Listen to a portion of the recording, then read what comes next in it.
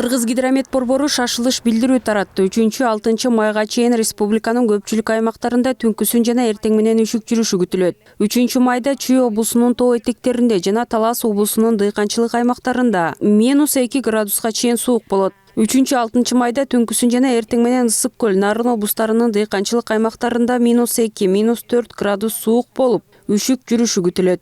Мындай үшүк жемиш бактардын гүлдөрүнө, бүчүрлөрүнө, гүлдөгөн жемиш бактарга жана отургузулган жашылча жемиштерге коркунуч келтирет.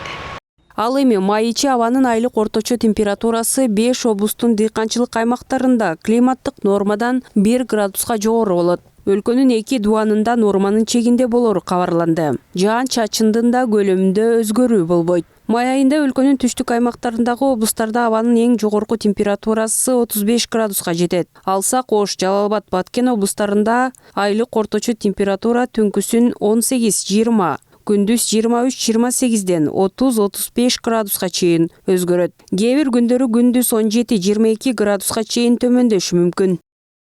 Чүй облусунун өрөөндөрүндө ай ичинде абанын температурасы түнкүсүн 7-12 градустан 13-18 градуска чейин жылуу болушу, ал эми күндүз 8-13 градустан 28-33 градуска чейин жылуу болушу күтүлөт. Ал эми кээ бир күндөрү түнкүсүн 1-6 градус, күндүз 12-17 градуска чейин төмөндөшү күтүлөт.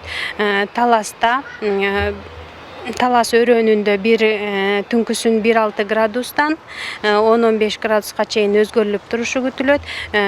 Күндүз 17-22 градустан 27-32 градуска чейин абанын температурасы жогорулашы күтүлөт. Ал эми кээ бир түндөрү 0-2 градуска чейин үшүк жүрүшү күтүлүүдө.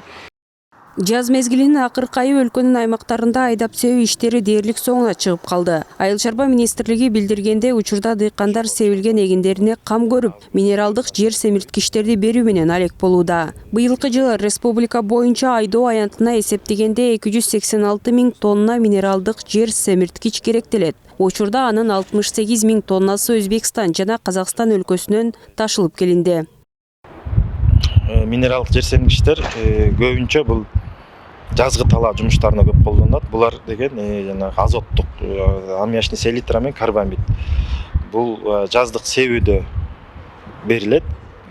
Анан күзүндө бул кийинки жылдары 2-3 жылдан бери элге дагы кичине түшүнүк болуп, күздүккө уже фосфордук жана калийдик жер семирткичтерди сээп башташты.